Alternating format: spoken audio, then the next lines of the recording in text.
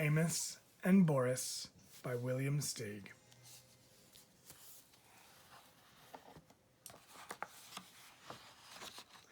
Amos and Boris. William Steig, Amos and Boris. William Steig is the author and illustrator of this story. Amos, a mouse, lived by the ocean. He loved the ocean. He loved the smell of sea air. He loved to hear the surf sounds, the bursting breakers, the backwashes with rolling pebbles.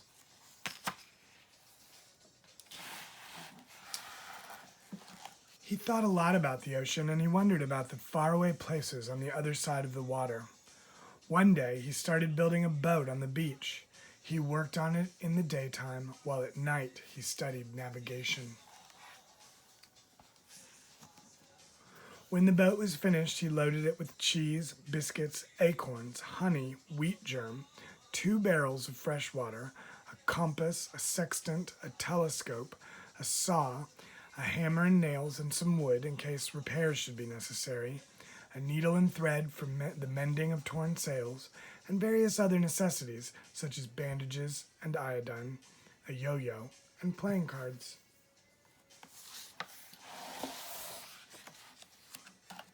On the 6th of September, with a very calm sea, he waited till the high tide had almost reached his boat. Then, using his most savage strength, he just managed to push the boat into the water, climb on board, and set sail.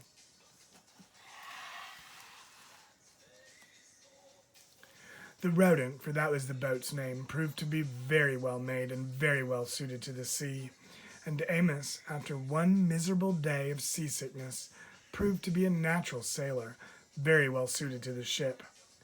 He was enjoying his trip immensely. It was beautiful weather. Day and night he moved up and down, on waves as big as mountains, and he was full of wonder, full of enterprise, and full of love for life.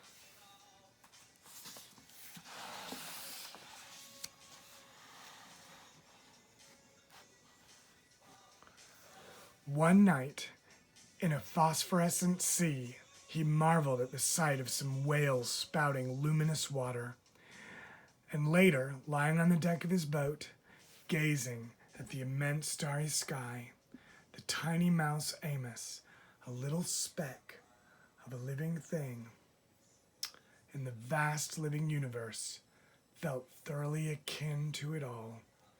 Overwhelmed by the beauty and the mystery of everything, he rolled over and right off the deck of his boat and into the sea.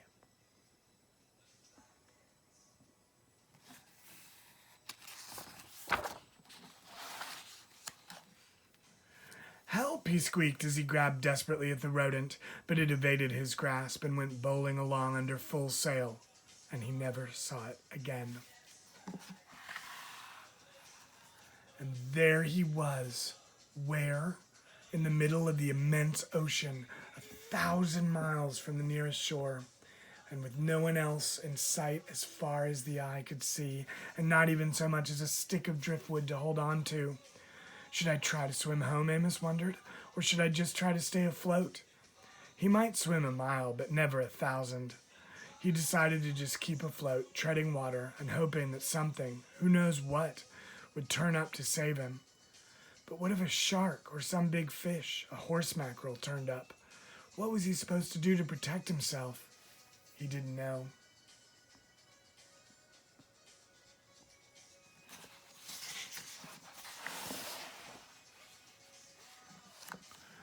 Morning came, as it always does. He was getting terribly tired. He was a very small, very cold, very wet, and worried mouse. There was still nothing in sight but the empty sea. Then, as if things weren't bad enough, it began to rain. At last the rain stopped, and the noonday sun gave him a bit of cheer and warmth in the vast loneliness. But his strength was giving out. He began to wonder what it would be like to drown. Would it take very long? Would it feel just awful? Would his soul go to heaven? Would there be other mice there?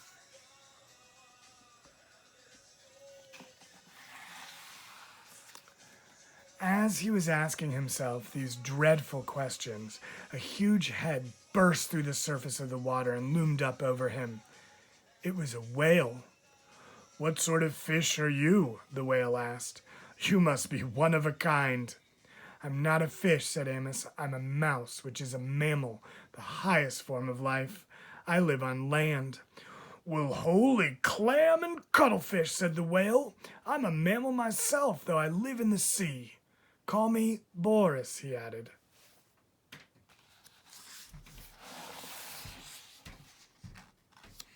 He introduced himself and told Boris how he came to be there in the middle of the ocean. The whale said he would be happy to take Amos to the Ivory Coast of Africa, where he happened to be headed anyway, to attend a meeting of whales from all the 7 seas.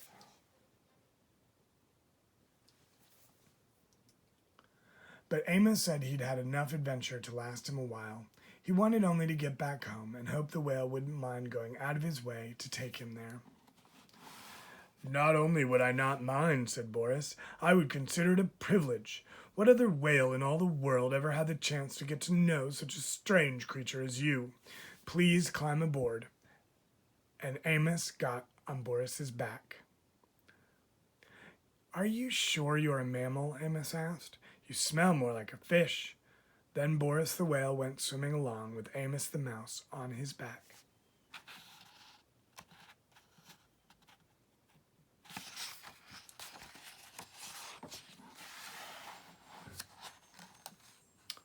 What a relief to be so safe and secure again. Amos lay down in the sun, and being worn to a frazzle, he was soon asleep. Then, all of a sudden, he was in the water again, wide awake, spluttering and splashing about. Boris had forgotten for a moment that he had a passenger on his back and had sounded. When he realized his mistake, he resurfaced so quickly that Amos was sent somersaulting, tail over whiskers, high into the air. Hitting the water hurt. Crazy with rage, Amos screamed and punched at Boris until he remembered he owed his life to the whale and quietly climbed on his back. From then on, whenever Boris wanted to sound, he warned Amos in advance and got his okay.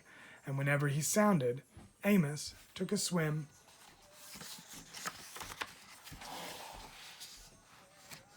Swimming along, sometimes at great speed, sometimes slowly and leisurely, sometimes resting and exchanging ideas, sometimes stopping to sleep, it took them a week to reach Amos's home shore.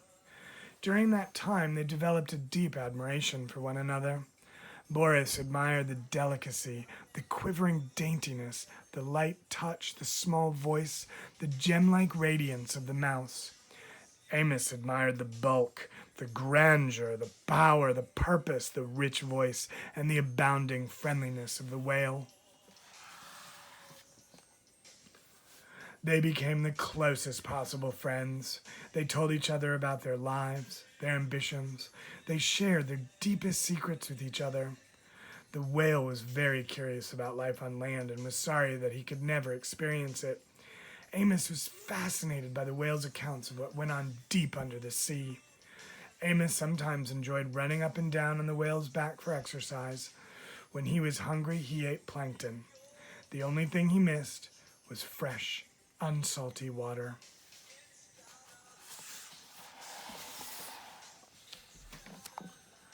The time came to say goodbye. They were at the shore. "I wish we could be friends forever," said Boris. "We will be friends forever, but we can't be together. You must live on land and I must live at sea. I'll never forget you, though." "And you can be sure I'll never forget you," said Amos. "I will always be grateful to you for saving my life, and I want you to remember that if you ever need my help, I'd be more than glad to give it." How he could possibly help Boris, Amos didn't know, but he knew how willing he was. The whale couldn't take Amos all the way into land. They said their last goodbye, and Amos dived off Boris's back and swam to the sand.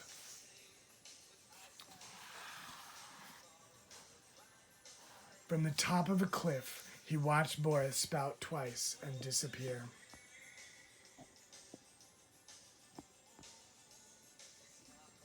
Boris laughed to himself. How could that little mouse ever help me? Little as he is, he's all heart. I love him and I'll miss him terribly. Boris went to the conference of the Ivory Coast of Africa and then went back to a life of wailing about, while Amos returned to his life of mousing around.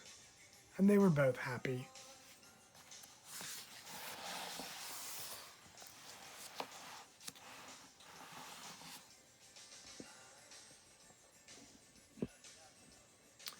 Many years after the incidents just described, when Amos was no longer a very young mouse and when Boris was no longer a very young whale, there occurred one of the worst storms of the century, Hurricane Yetta.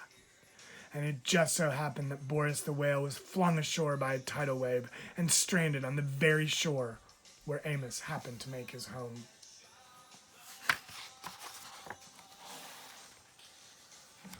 It just so happened that when the storm had cleared up and Boris was lying high and dry on the sand, losing his moisture in the hot sun and needing desperately to be back in the water, Amos came down to the beach to see how much damage Hurricane Yetta had done.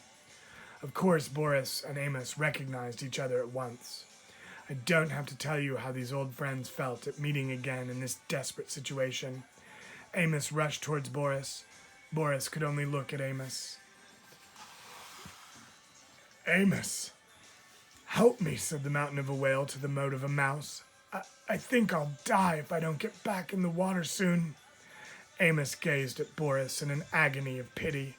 He realized that he had to do something very fast and had to think very fast about what it was he had to do. Suddenly, he was gone.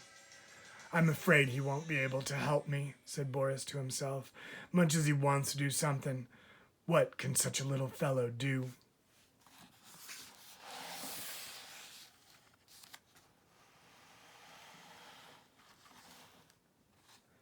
Just as Amos had once felt all alone in the middle of the ocean, Boris felt now, lying alone on the shore.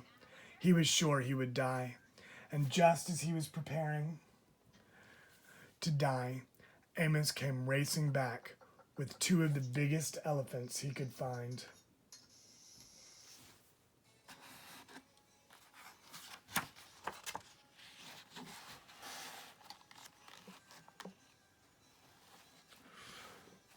Without wasting time, the two good-hearted elephants got to work, pushing with all their might at Boris's huge body until he began turning over, breaded with sand and rolling down towards the sea. Amos, on the head of one of the elephants, yelled instructions, but no one heard him. In a few minutes, Boris was already in the water with waves washing at him, and he was feeling the wonderful wetness. You have to be out of the sea, really, to know how good it is to be in it, he thought. That is, if you're a whale. Soon, he was able to wiggle and wriggle into deeper waters.